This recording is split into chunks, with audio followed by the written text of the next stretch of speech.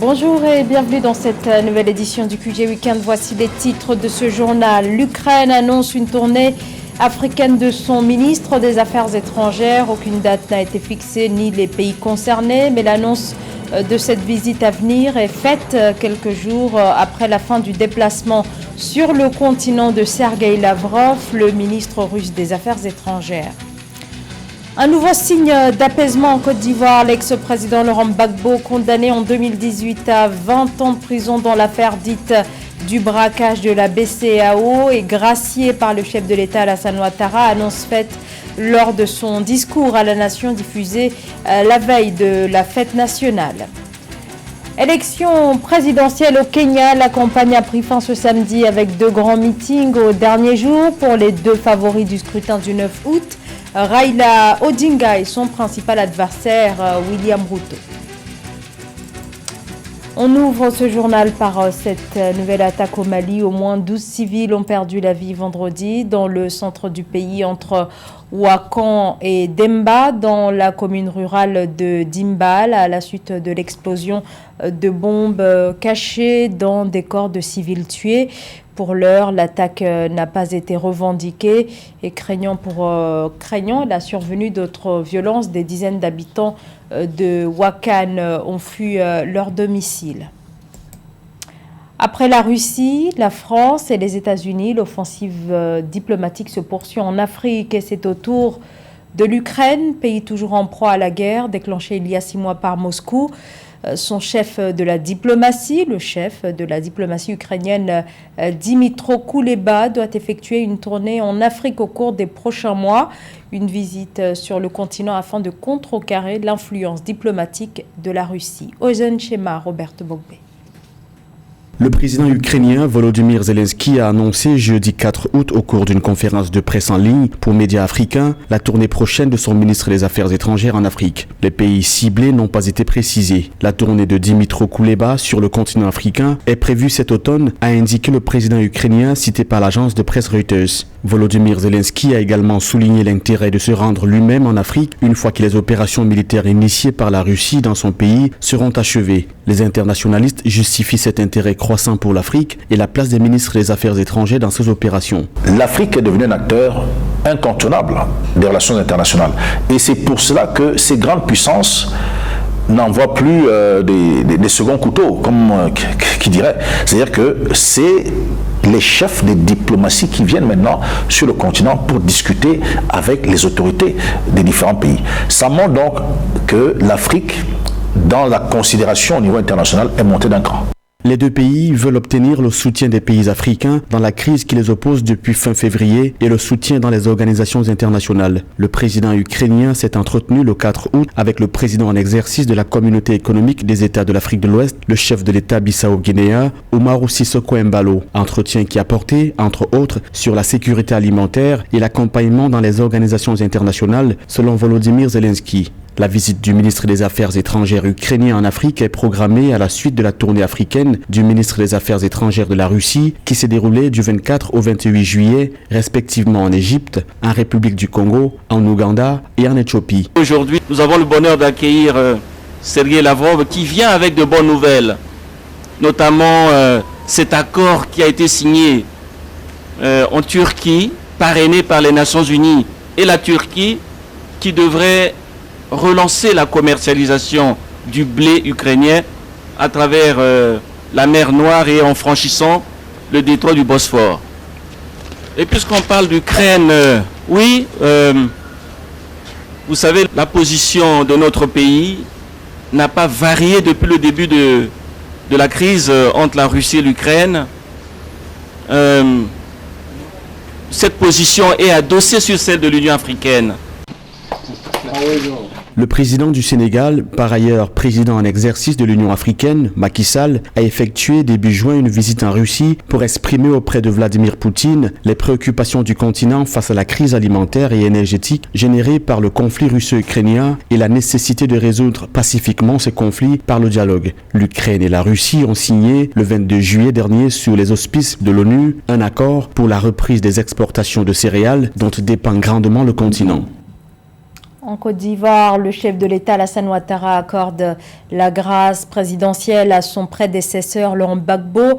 L'ancien président était sous le coup en Côte d'Ivoire d'une condamnation à 20 ans de prison pour l'affaire dite du braquage de la BCEAO, la Banque centrale des États de l'Afrique de l'Ouest durant la crise de 2010-2011.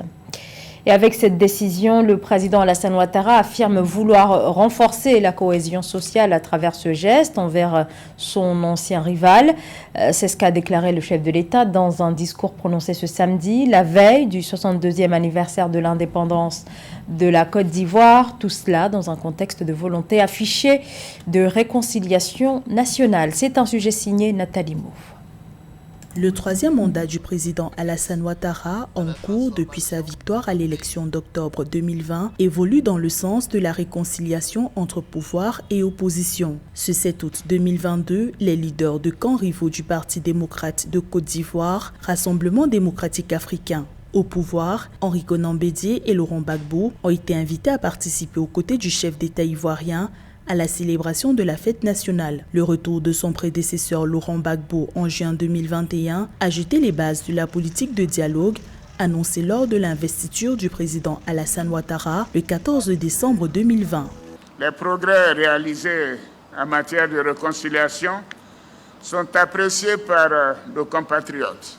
La libération de 800 prisonniers de la crise post-électorale ou encore la récente délivrance d'un passeport ordinaire et d'un passeport diplomatique à mon prédécesseur.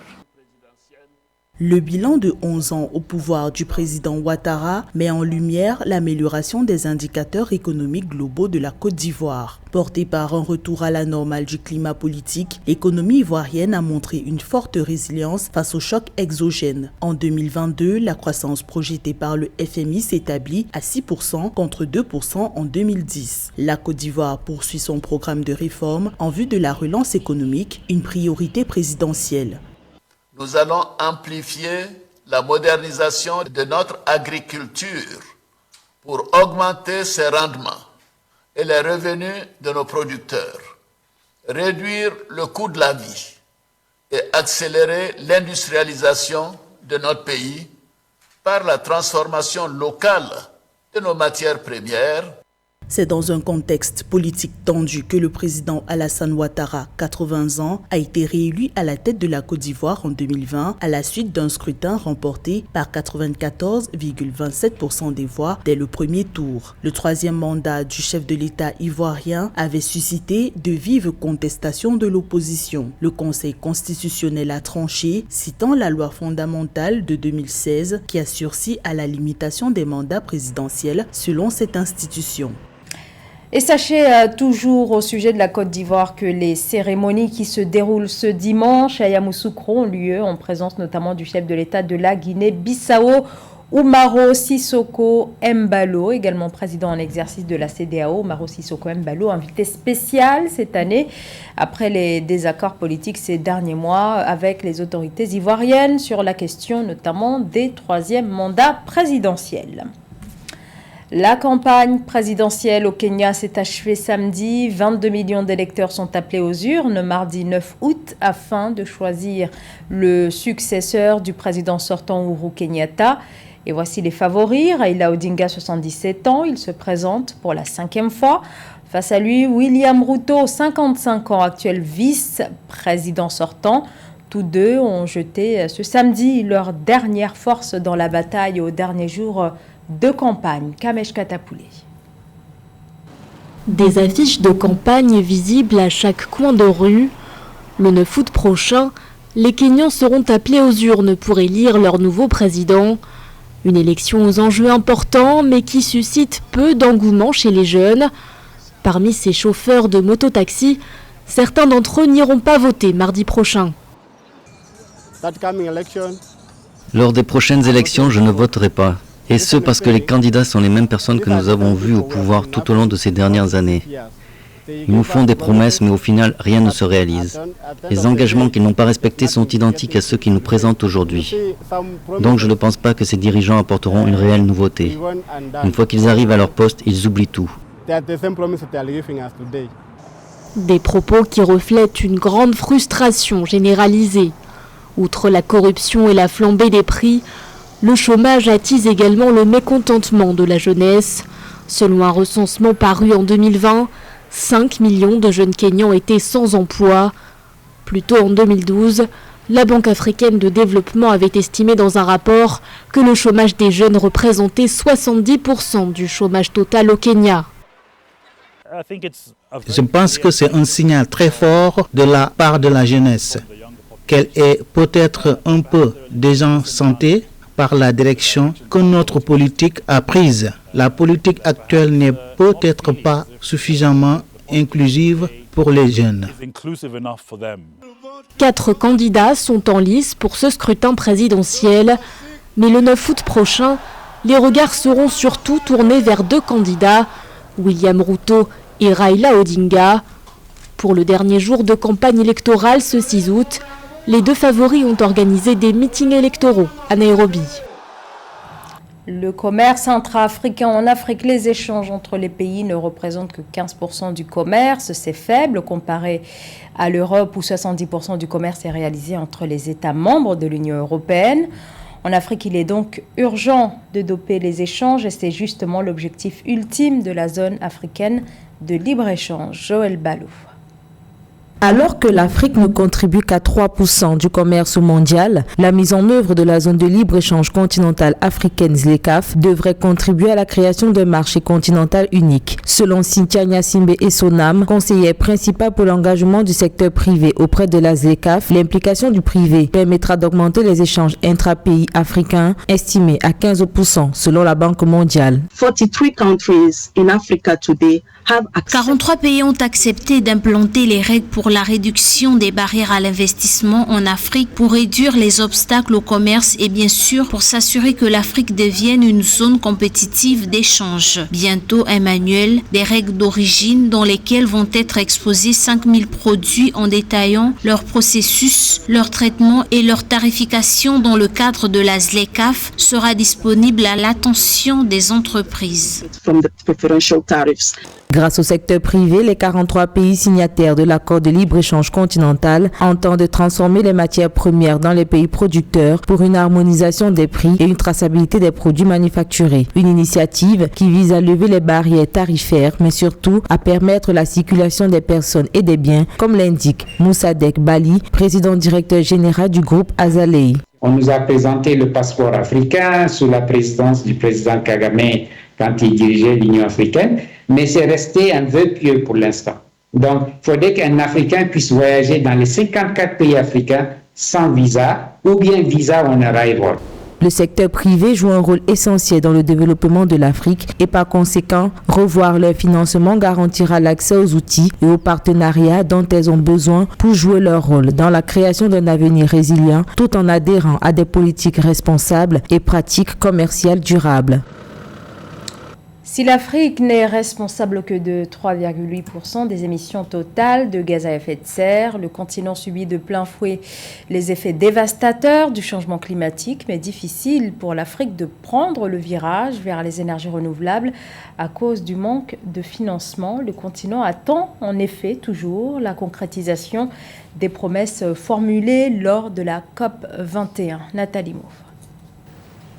L'Afrique a adopté une position commune sur le climat en amont de la tenue de la COP27 à Sharm el-Sheikh en Égypte en novembre 2022. Lors des tables rondes régionales en cours depuis le 30 juillet 2022 sur le continent, les États africains ont présenté leurs priorités aux Nations Unies, mettant l'accent sur le financement de la résilience face aux dommages causés par les changements climatiques. Pour l'Afrique, la charge financière de cette opération devrait revenir aux nations riches fortement polluantes. L'Afrique est la première victime de ces réchauffements. Vous n'êtes pas sans savoir que l'essentiel des matières premières et donc des industries sont extraites en Afrique, donc ça crée pas mal de pollution et aussi un réchauffement climatique. Donc je pense que l'Afrique est d'une certaine manière celle qui a le moins de croissance, mais en même temps celle qui est la plus victime du réchauffement climatique. L'Afrique a besoin de temps pour réaliser sa transition écologique. 12 ans, c'est le délai proposé par le directeur de l'environnement durable à la Commission de l'Union africaine, Arsène Nyambé. Le continent a besoin de 3 000 milliards de dollars pour atteindre ses objectifs d'émissions autodéterminés, connus sous le nom de contributions déterminées au niveau national. Le réchauffement climatique augmente de plus en plus. On est à plus de 2-3 degrés de réchauffement climatique en cette période. Donc je pense qu'il faudrait mieux prendre cela en compte afin qu'on ait une transition écologique plus durable et plus rapide surtout. Car l'intérêt de l'Afrique est surtout concilier développement nécessaire pour le pays à une transition écologique qui est indispensable pour les futures générations.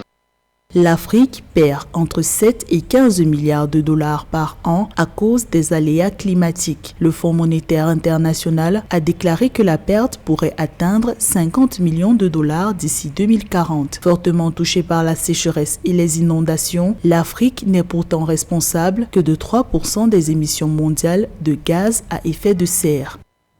C'était le journal de la rédaction. Merci à vous de nous avoir suivis. Dans un instant, une nouvelle édition de l'actualité sur Africa 24.